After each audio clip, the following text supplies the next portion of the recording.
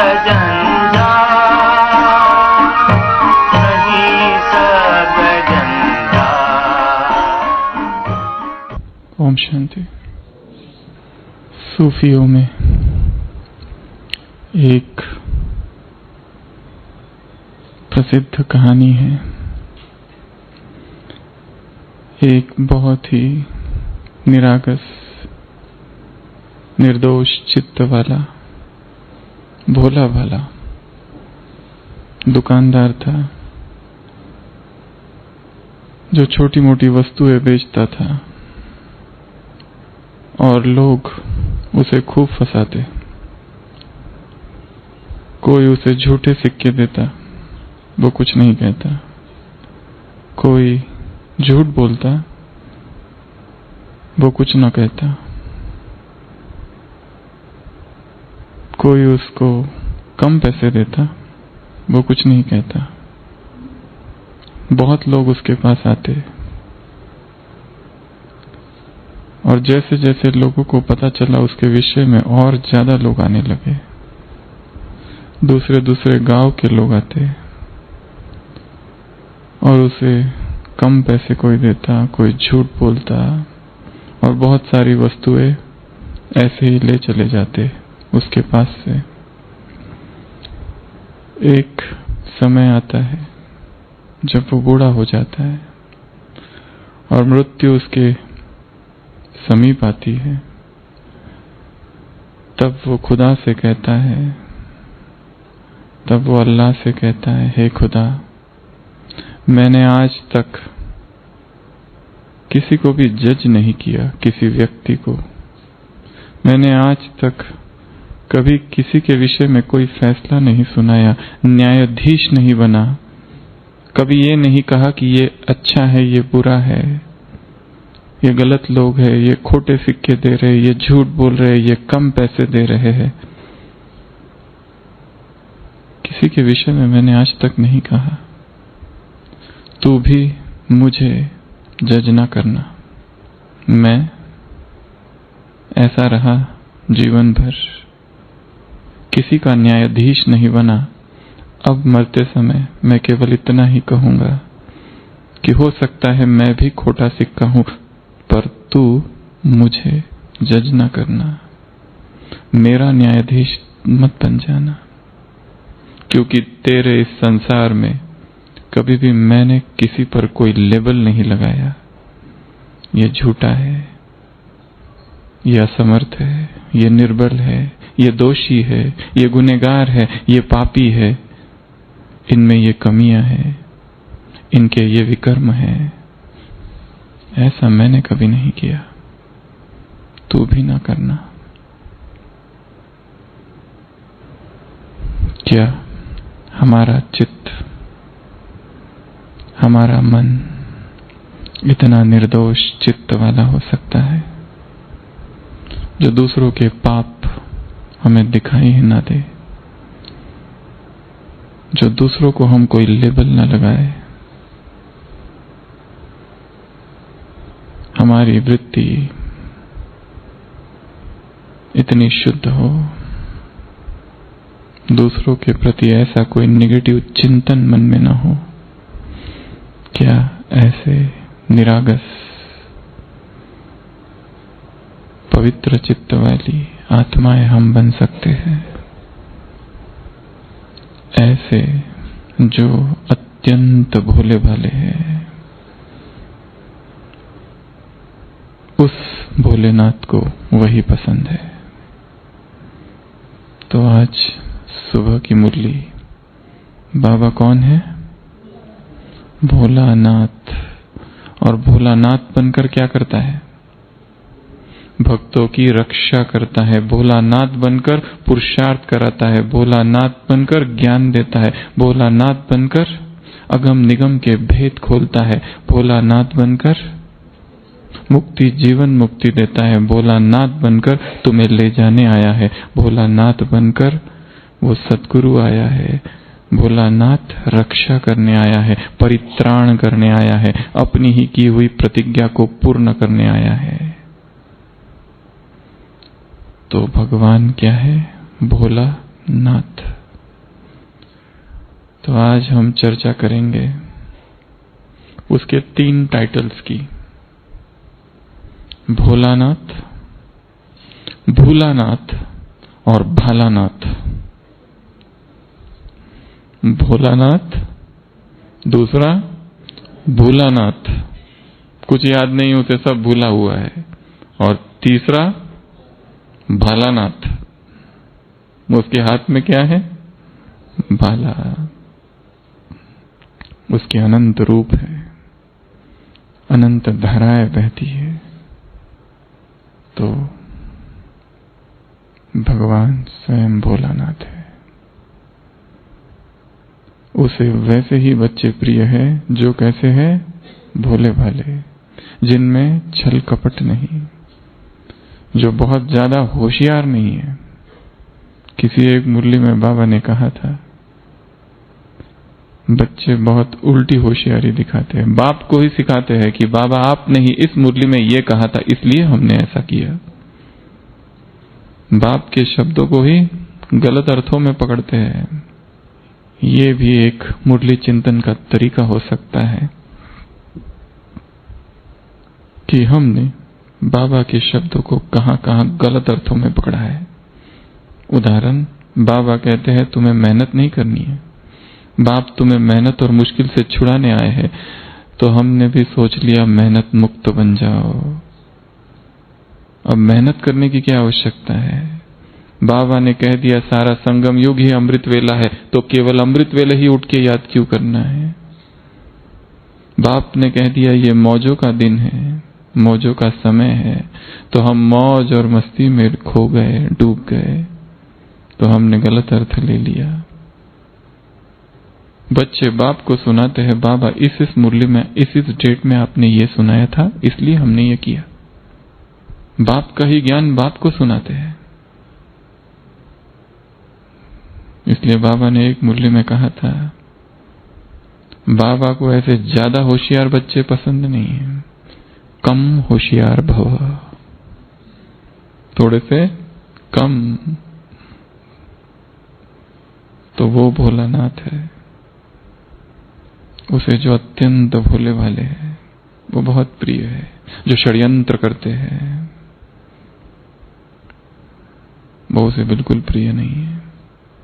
निर्मल मन जन सो मोहि पावा, मोहि कपट छल छिद्र न भावा। मुझे छल पसंद नहीं, मुझे कपट पसंद नहीं, मुझे छिद्र, दूसरों के दोष देखने वाले, दूसरों के दोषों की गिनती करने वाले, दूसरों के पापों का हिसाब रखने वाले। क्या दूसरों के पापों का हिसाब रखकर हमारे अपने पाप कम हो जाएंगे या बढ़ेंगे? क्या परचिंतन कर कर हमारा उत्थान होगा या पतन? स्वयं से बातें करनी है। आज कहा सुबह स्वयं से बात करो। तो बाबा भोलानाथ है, उसके 7 कारणों की हम चर्चा करेंगे। बाबा भोलानाथ है, उसके 7 कारणों की हम चर्चा करेंगे। और वो भालानाथ है, उसके 7 कारणों की हम चर्चा करेंगे। सबसे पहला वो भोलानाथ है। क्यों भोलानाथ है? पहला कारण, वो तुरंत प्रसन्न हो जाता है। भक्ति मार्ग में शिव को क्या कहा गया है? शिव के लिए एक नाम है तुरंत प्रसन्न होने वाला।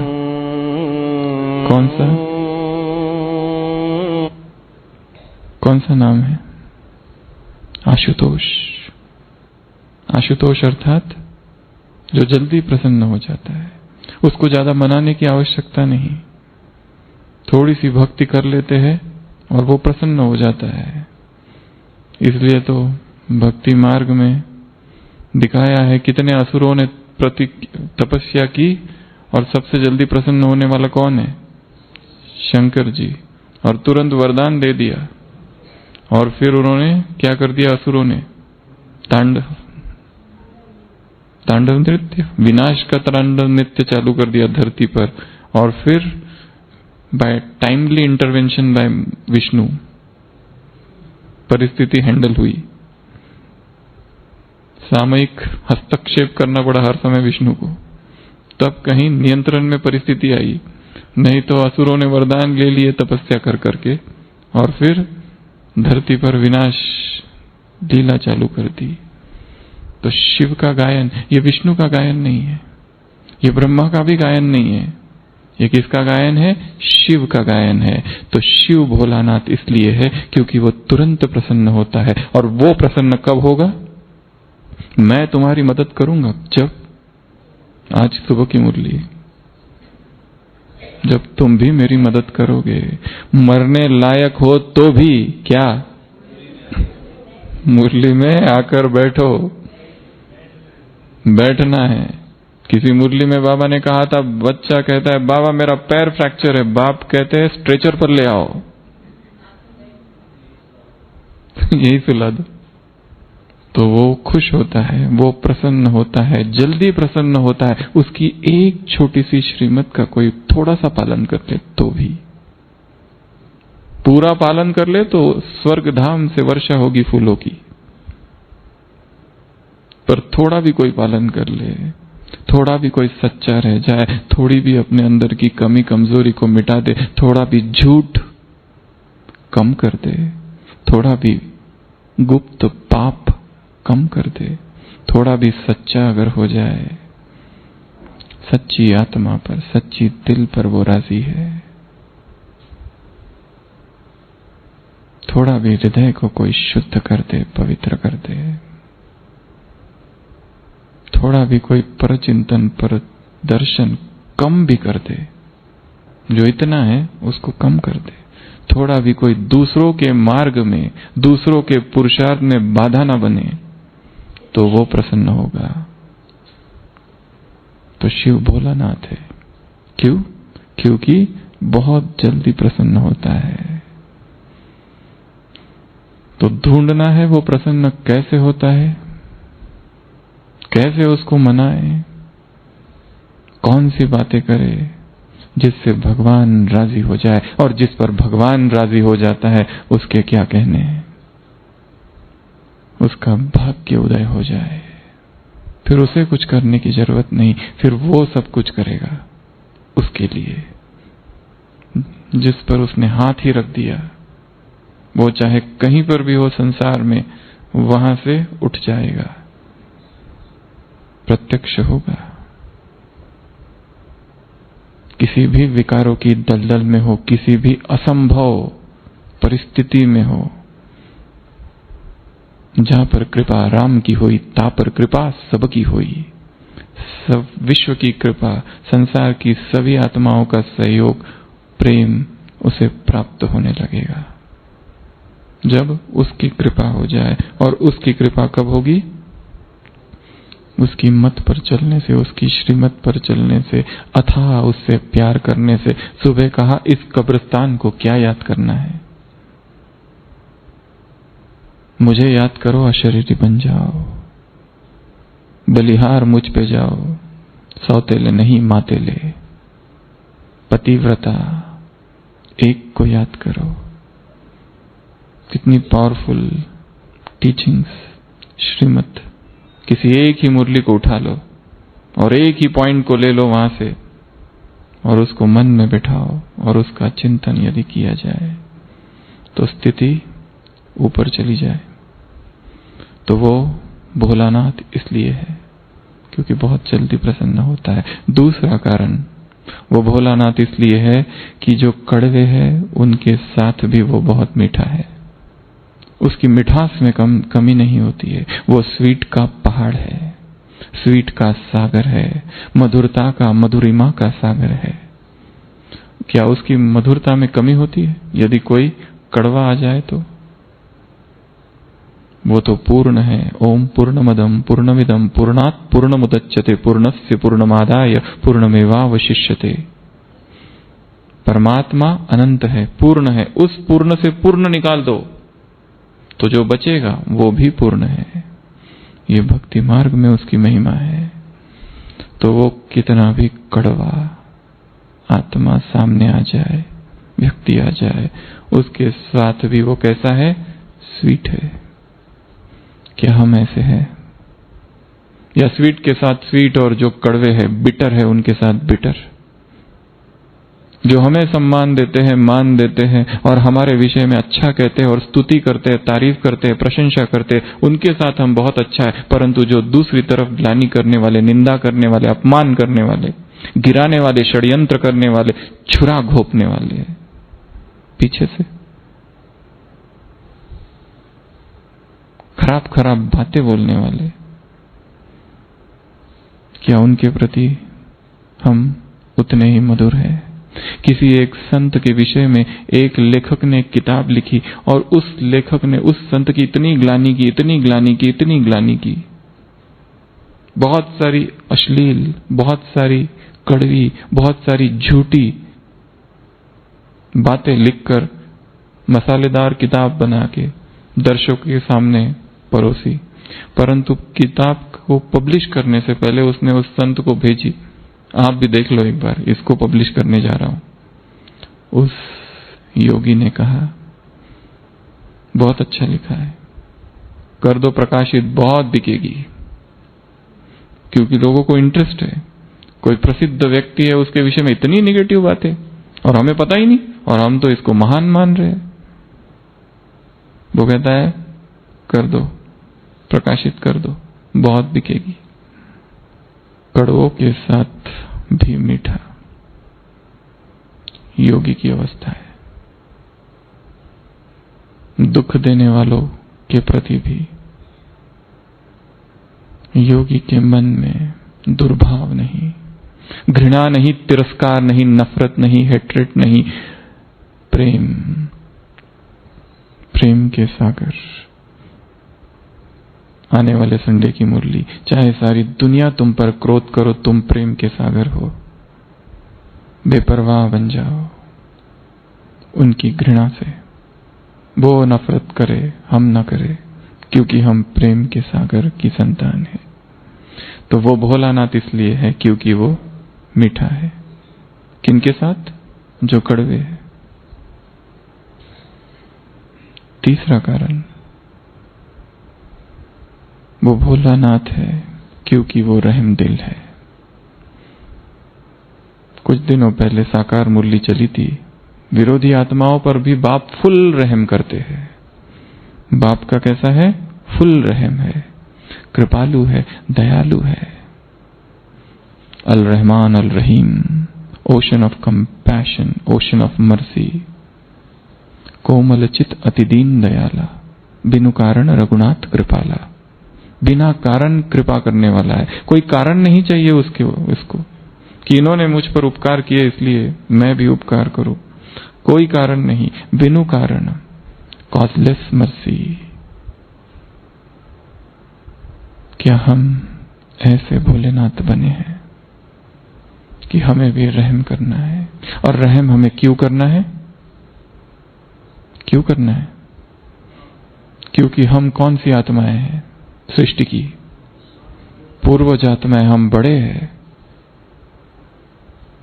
ये आत्माएं अभी अभी आई है, छोटी है, परवश है, दुखी है, उदास है, वशीभूत है विकारों के, अनजान है, पता नहीं वो क्या कर रही है।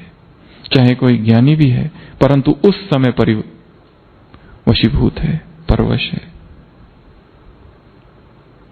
उस समय के लिए उसके प्रति रहम भाव, तो वो शिव भोलानाथ है क्योंकि रहम उसका स्वभाव है। कृपा करना, अनुकंपा करना निज संस्कार है।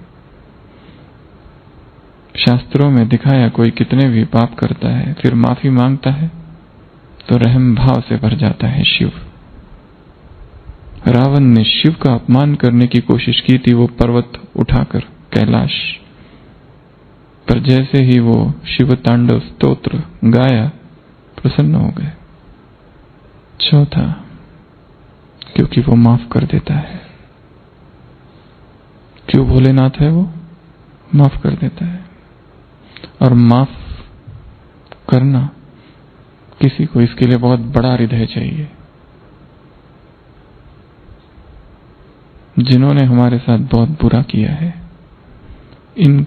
उनको हमने अभी तक भूला नहीं। उनकी वो दर्द भरी यादें संजो कर रखी है। भाव और भावनाएं उनके प्रति शुद्ध नहीं है। क्या हिस्ट्री हॉल में बाबा जिन बच्चों से मिले अकेले में, 5-5 मिनट मुलाकात की, वरदान दिया, टोली दी, और वो बच्चे बाबा को छोड़कर चले गए बाद में, क्या उनके प्रति बाबा के मन में कोई घृणा होगी? एकांत में अकेले में बाबा मिले उनसे, टोली दी, दृष्टि दी, वरदान दिया, और बाद में ऐसे कितने ही हैं जो भगवान को छोड़कर चले गए, मायावी दुनिया में चले गए। कितने ही कुमार होंगे, चतुर्भुज बन गए। बनना था सतयुग में, यही बन गए। क्षमा कर देता है। और ऐसे बच्चे जो छोड़ कर गए और फिर वापस लौट कर आए, तो बाबा ने तुरंत उन्हें स्वीकार भी कर लिया। एक लेटर क्या लिख दिया और 10 साल के पापों से मुक्त कर दिया। ऐसा वो रहमदिल, ऐसा वो क्षमा का सागर है। अगला वो वरदानी है, वरदान दे देता है।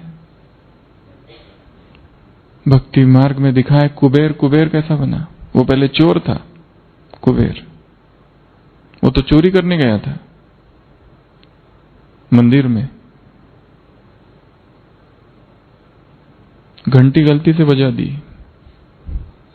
और उस पर चढ़ गया वो चुराने के लिए। तो भगवान को भी कंफ्यूजन हो गया, ये मुझ पर ही अर्पित हो रहा है। लोग उधर शिवरात्रि मना रहे हैं, ये सबसे बड़ा शिव भक्त है, खुद ही को इसने अर्पण कर दिया। और बाद में उसको त्रैलोक्य की जो संपदा है उसका स्वामी बना दिया कुबेर। ऐसे वो कुबेर बना, ऐसी कहानी है। गलती से चढ़ गया, वो भी चुराने की हेतु से, और वरदान दे दिया। हम भी कभी अगर गलती से उठ गए 2 बजे और बैठ जाए, योग करने नहीं, घड़ी पीछे थी, हमको लगा 2 बज गए, घड़ी आ गया, तो वो प्रसन्न हो जाएगा, खुश हो जाएगा, क्योंकि वरदान देना उसका स्वभाव है। आज सुबह का वरदान याद है ना? तुम्हें क्या करना है? तुम्हें करना क्या है? ब्लेसिंग देनी है। साकार कर्मातीत स्टेज, अंदर ब्लेसिंग की बैलेंस की विशेषता, बाहर ब्लेसिंग की कमाल। तुम्हें भी ब्लेसिंग देनी है। आत्मिक स्वरूप में स्थित होकर आत्माओं को ब्लेसिंग दो, मस्तक से दो और नयन से दो। मेहनत कम है, समय कम है, प्राप्ति रिजल्ट बहुत ज्यादा। वरदान था ना आज। तो जैसे वो वरदानी है, जैसे वो वरदान देता है, जैसे वो ब्लेसिंग देता है, उसके सामने चाहे कोई भी आ जाए। सोचो, कोई एक व्यक्ति है जो 25 साल से यज्ञ का विरोधी है, और उसको अव्यक्त बाप दादा के सामने खड़ा कर दो, तो बाबा क्या कहेंगे? मेरे यज्ञ की ग्लानि करते हो? ऐसा कहेंगे? क्या कहेंगे? भले पधारे, वेलकम, बहुत अच्छा, बाप दादा खुश है, बाप तुम्हें वरदान देते हैं, कोटों में कोई हो, बाप ने ही तुम्हें चुनकर लाया है कि उसको गिनाएंगे, तुमने मेरी कैसी कैसी ग्लानि की, मेरे बच्चों को तुमने बहुत सताया, अब देखना मैं तुम्हारे साथ क्या करता हूं। ऐसा कहेगा? वो भोलानाथ है, वो वरदान ही दे देता है। अगला, छल कपट की संपदा उसके पास नहीं है, उसके दर पर छल कपट नहीं है। भोलानाथ इसलिए है कि वहां पर जरा भी छल कपट उसमें नहीं, और जो दूसरे छल कपट करते हैं वो उसे प्रसन्न भी नहीं कर सकते। उसे अत्यंत भोले भाले बच्चे पसंद है। इसके पहले भी सुनाया था, शायद यहीं ज्ञान सरोवर में ही। कलेक्टर साहब आए थे कोई एक, तो उन्होंने आर्ट गैलरी देखी और फिर बहुत सारे उनके मन में प्रश्न थे। एक बहुत ही माता थी, अनपढ़, भोली भाली, तो उन्होंने भगवान के विषय में बहुत सारे प्रश्न पूछे। तो उस माता ने कहा, ऊपर से नीचे तक देखा पहले उसको, कि दिखते तो पढ़े लिखे हो पर इतना भी नहीं समझता कि भगवान कौन है।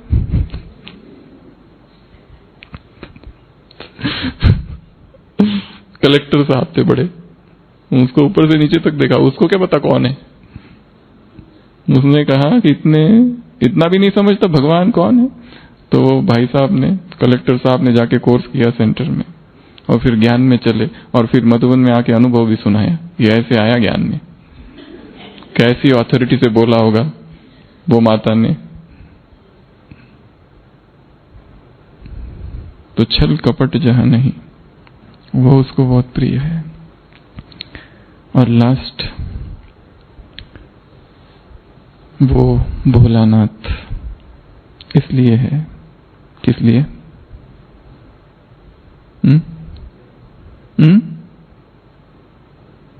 किस लिए?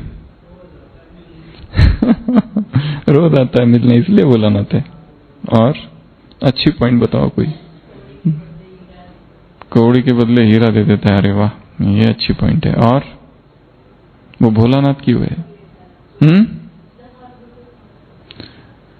भक्ति मार्ग में शिव ने क्या किया था? क्या पी लिया था? जहर पी लिया था, नीलकंठ कहलाया। सबके मन का जहर पी लिया,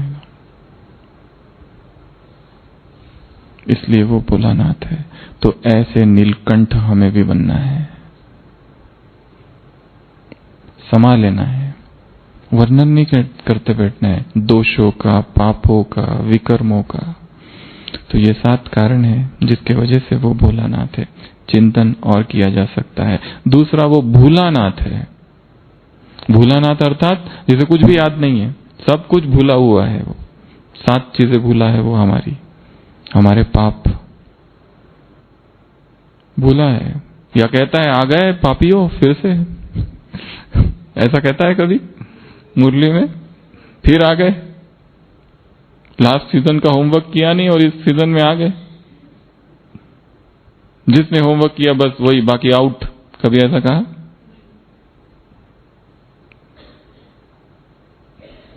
हमारे पापों की गिनती नहीं रखता, भूला हुआ है। हमें भी ये सीखना है, किसी के पापों की लिस्ट हमारे बुद्धि में ना हो कि इसने ये पाप किए, इसने वहां झूठ बोला था, वहां झूठ बोला था। अवसर आएगा तब बता दूंगा फटाफट, सारा कुछ पोल खोल दूंगा, इसकी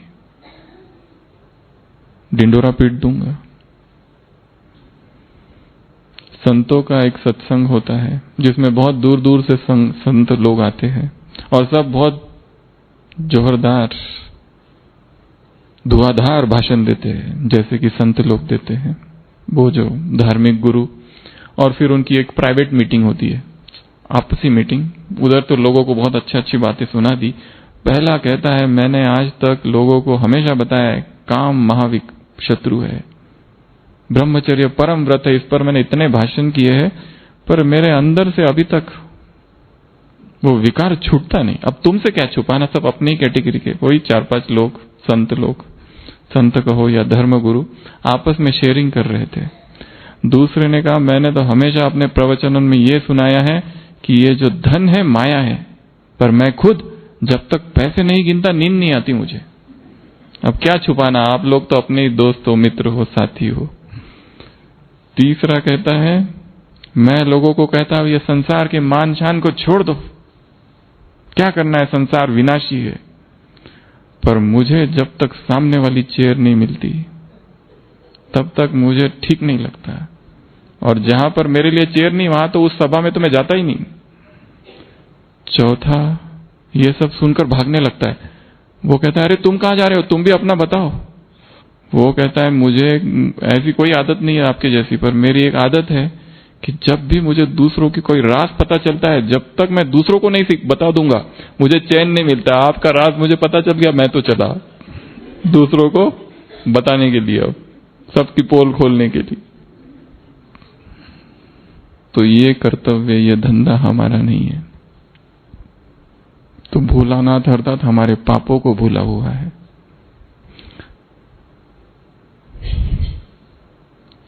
दूसरा, हमारी कमियों को भूला हुआ है। उसके पास कोई लिस्ट नहीं है कि हम में ये कमियां हैं। क्या हमने हमारे मन में किसी के प्रति कोई लिस्ट बना के रखी है कि ये लेट अमृत वेला उठता है, इसका मोबाइल हमेशा ही बजता है, ये तो सोता ही है, इधर भी सोता है उधर भी सोता है, मुरली में भी अमृत वेले में भी, ये आएगा तो आवाज तो करेगा ही, इसकी तो ये आदत ही है। हमने लिस्ट तो नहीं बना रखी है दूसरों की कमियों की। भगवान किसी की कमी की कोई लिस्ट नहीं है उसके पास। एक अव्यक्त वाणी में बाबा ने कहा है, बच्चों और बाप में क्या अंतर है? यदि किसी में 10 अवगुण है और 1 गुण है तो बाप उस गुण को देखेगा, और बच्चे किसी में 9 गुण है और 1 अवगुण है तो बच्चे उस अवगुण को देखेंगे। यही अंतर है बाप और बच्चों में। अव्यक्त महावाक्य है बाबा के। तो वो हमारे किसी कमियों को चित्त पर नहीं रखता। तीसरा, वो हमारी किसी भी गलती को याद नहीं रखता, भूल जाता है। भूलानाथ है, भूला हुआ है सब कुछ, उसको कुछ ये सब चीजें उसको याद नहीं रहती। वो हमारी, चौथा, किसी भी बेवकूफियों को याद नहीं रखता। मूर्खता, नादानी, फुलिशनेस, ज्ञान में आने के बाद में भी कितनी बेवकूफियां की होगी हमने। मूर्खता, किसी में फंस गए, किसी संबंध में फैमिलियरिटी आ गई, किसी साधन में फंस गए और फिर पश्चाताप किया, फिर समझा, फिर टाइम वेस्ट किया। कितनी मूर्खता है, कितनी फुलिशनेस, नादानियां हमने की है जीवन में। ब्राह्मण जीवन की बात कर रहे, उस जीवन की नहीं। फिर भी वो याद नहीं रखता। चौथा, कितने हमने वायदे किए और नहीं निभाए।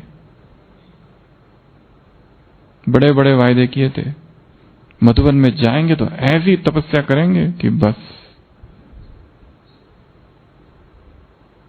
और यहां आके परचिंतन में लग गए। जो लोग, जो माता है, पति, बच्चे सबको छोड़कर यहां आ गई तपस्या करने। तपस्या रह गई बाजू में और भोजन में ही डूब गई, क्या खाऊं और क्या नहीं, और टेस्ट के ही अधीन हो गई और तपस्या रह गई बाजू में। वहां सबको छोड़ के आ गया और यहां किसी भाई और किसी बहन के मोह में फंस गए और किसी को अपना दोस्त बना दिया, और वही चाहिए। वो बाजू में बैठे तो योग पावरफुल लगता है बाबा से, वो साथ साथ जाए। भोजन में चाहिए साथ साथ भोजन, साथ साथ अमृत वेला, साथ साथ मुरली। जिसके साथ ज्ञान की चर्चा कर रहे शायद उसी में भी मोह हो सकता है। हमने एक क्लास में कहा था कि ज्ञान की चर्चा करनी चाहिए। एक विदेशी बहन ने पूछा था, अगर जिसके साथ चर्चा करते करते उसी में मोह हो गया तो? बड़ा कठिन प्रश्न पूछ लिया था। जिसके साथ ज्ञान की चर्चा कर रहे उसी में मोह हो गया तो क्या करना? तो आए किस लिए थे और कर क्या रहे? अगला, की हुई प्रतिज्ञा है। स्वयं से की हुई प्रतिज्ञा, बाप से की हुई प्रतिज्ञाओं को हमने तोड़ा, परंतु वो भूला हुआ है। हम फिर वही प्रतिज्ञाएं कर रहे हैं। पहले भी की थी, फिर तोड़ी, फिर कर रहे हैं। वो भूला हुआ है। इसके लिए ये हमारा काम नहीं है कि दूसरों को जज करना, न्यायाधीश बन जाना, दूसरों को फैसला सुनाना।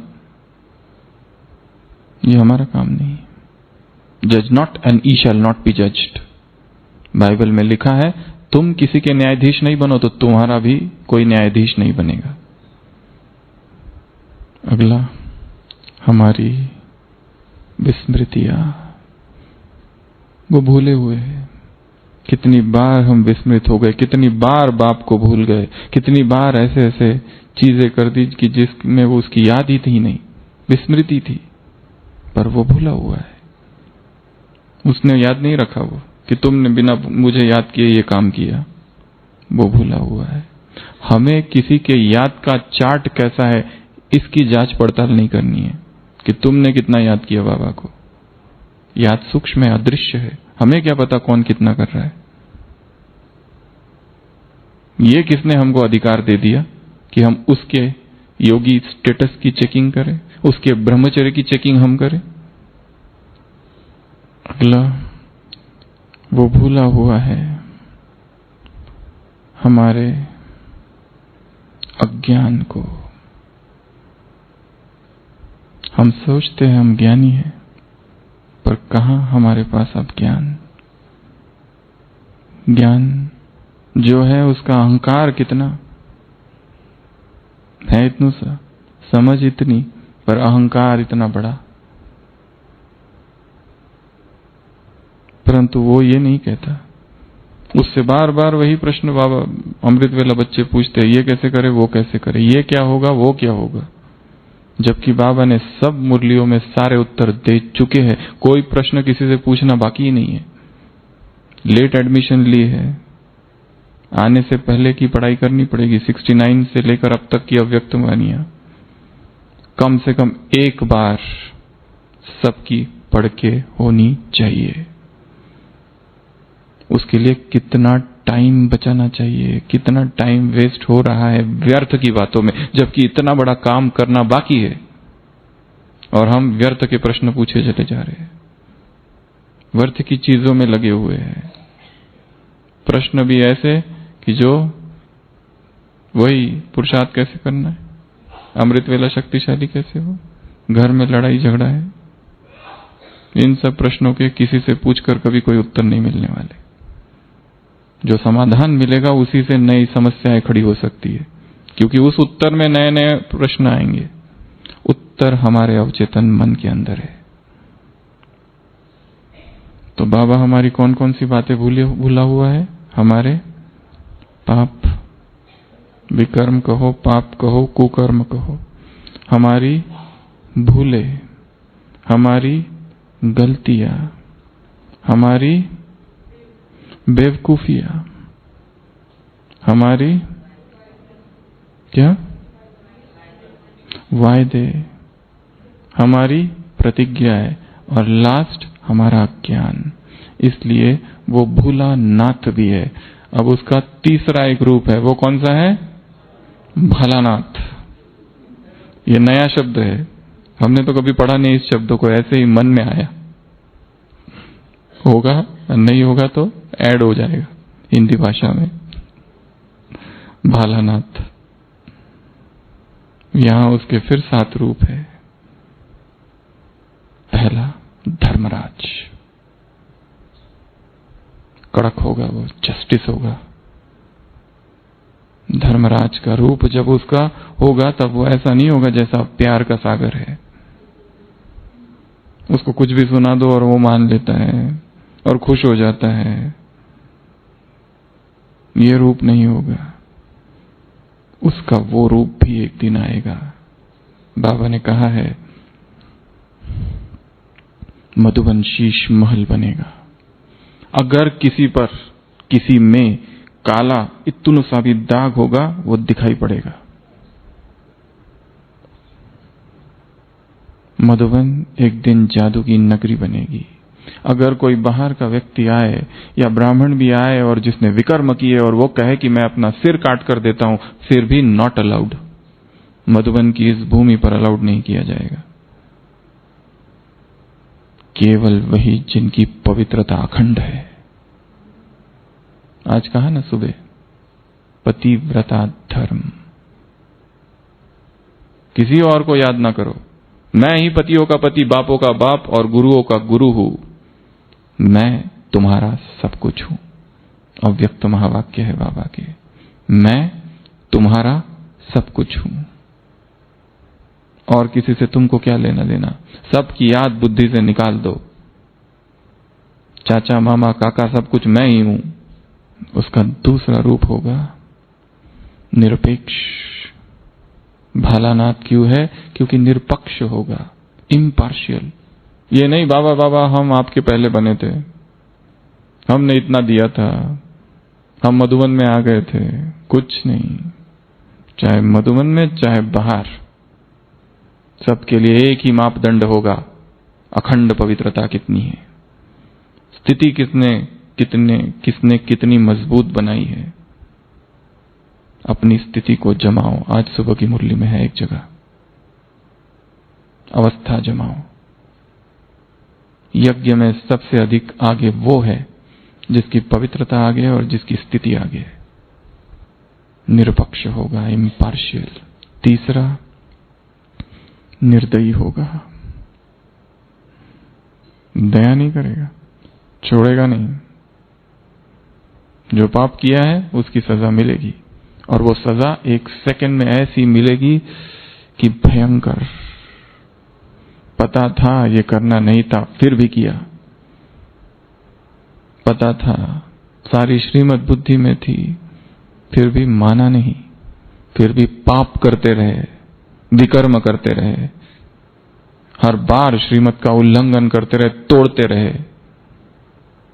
आंखों से वो देखते रहे बैठकर जो नहीं देखना था, अंधेरी रातों में, बंद कमरे में। तीसरा, निर्दयी। चौथा, वो सजा देने वाला होगा, भालानाथ अर्थात जो सजा देगा। अभी तो सजा की बात ही नहीं करते बाबा, मुरलियों में तो प्यार ही प्यार है, पर वो स्वरूप उसका सजा देने वाला होगा। अगला, साक्षी होगा।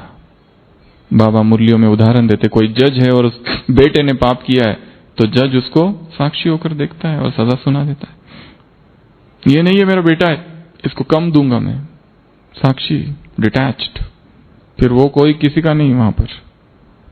फिर हम उसको कुछ नहीं कह सकेंगे, बाबा हम आपके यज्ञ में इतने साल से आ गए और हमने ये किया वो किया, हमने ये भी किया हमने वो भी किया। कुछ नहीं। अगला, न्यायकारी होगा, वो न्याय करेगा। उसके दर पर कोई भी अन्याय नहीं हो सकता।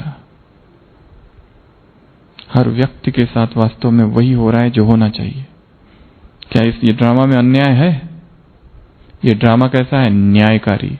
इस पाठ को पक्का करना है, ये ड्रामा न्यायकारी है। हमें लग रहा है इसके साथ ये हो रहा है, इसके साथ वो हो रहा है, इसके साथ ये क्यों हो गया, उसके साथ वो क्यों हो गया, इसको सब मिल रहा है, इसको कुछ भी नहीं मिल रहा है, ये बहुत स्वस्थ है, इसको अचानक बीमारी, इसकी अचानक मृत्यु। अहमदाबाद की एक कोई कन्या थी जो बहुत अभी अभी ज्ञान में आई थी और इतनी पक्की थी और ऐसे उसमें सारे दिव्य गुण थे, सबकी बहुत चहती थी। कहाँ, गुजरात की कहानी है, पता नहीं कब की। और वो अभी बस सेंटर पर रहने आने ही वाली थी। एक दिन ट्रेन में उसका एक्सीडेंट हो गया और वही मर गई। भोग लगाया गया था, बाबा को पूछा गया था इसने ऐसे क्या पाप किए, क्योंकि वो तो जैसे मम्मा बनी बनाई, सब कुछ था उसमें, सारे दिव्य गुण, कुछ ऐसा था ही नहीं कि जिसमें ऑब्जेक्शनेबल। बाबा ने उत्तर दिया था, बच्ची के पूर्व जन्म के पाप कुछ थे और बाबा नहीं चाहते थे कि वो सजा ज्यादा खाए, इसके लिए एक सेकंड में उसके सारे पाप चुकतू हो गए। ये उत्तर था। ड्रामा न्यायकारी है। हमें लग रहा है हमें ये नहीं मिल रहा है, ये कमरा, ये जॉब, ये ड्यूटी, ये सेवा, ये डिपार्टमेंट, जो जहां है बहुत सोच समझ कर रखा गया है। हिसाब है, चुकतू हो रहे हैं, अन्याय है वो नहीं रहा है। यदि हमारे मन में है कि हमें कम मिल रहा है और किसी को और को ज्यादा मिल रहा है, किसी को, हर एक को उतना ही मिल रहा है जितना मिलना चाहिए, भाग्य से ज्यादा समय से पहले, बोलो किसने पाया है। और समय पर, और अगर किसी के भाग्य में है और हम कितना भी दबाने की कोशिश करें उस आत्मा को, वो अपना भाग्य लेकर रहेगी। और किसी के भाग्य में नहीं है और हम देना चाहे जबरदस्ती। शांतिवन में एक भाई था, उसने अपने लौकिक भाई को बुलाया और वो तो आना ही नहीं चाहता था, और जो भी मिलता था उसको आत्मा परमात्मा आत्मा परमात्मा। तो उसने 3 दिन बाहर ही रहा, हो गेट के बाहर, आया ही नहीं अंदर बाहर ही घूमता था, सुनना ही नहीं है ज्ञान। अब क्या करें? बहुत बहुत साल पहले हमें याद है, हॉस्पिटल में एक भाई, उसके माँ बाप पूरा परिवार ज्ञान में, और वो नहीं चलता था। उसको ज्ञान में लाने के लिए इधर हॉस्पिटल में जॉब दिया गया, फार्मेसी में रखा गया, तो वो बाहर से नॉनवेज वगैरह लाके खाता था। चलना ही नहीं है, जबरदस्ती किसी को ज्ञान में नहीं ला सकते हम, चाहे कितना भी कुछ करो। और जो आना चाहता है उसको कितना भी रोको, हम रोक नहीं सकते, वो आएगा ही। तो ड्रामा न्यायकारी है। बाप का वो रूप भालानाथ का कैसा होगा? न्यायकारी होगा। अगला लास्ट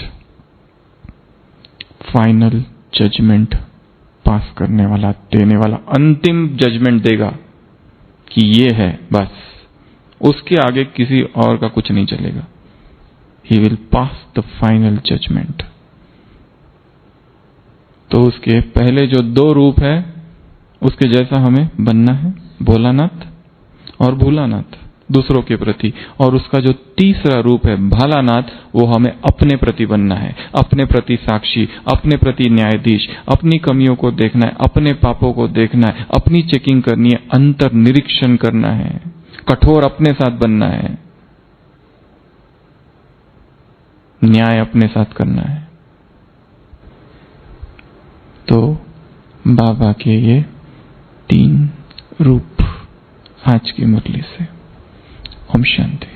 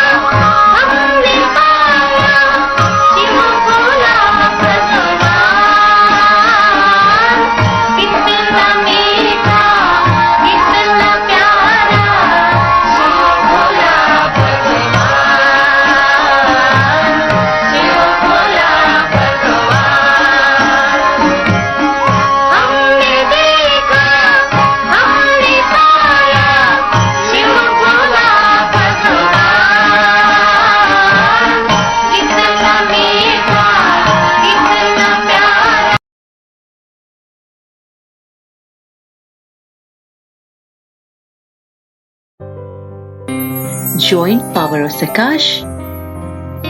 Please subscribe कीजिए Power of Sakash YouTube channel and press bell icon ईश्वरीय महावाक्यों के लिए, महारथियों की पावरफुल क्लास और कमेंट्री सुनने के लिए। ओम शांति।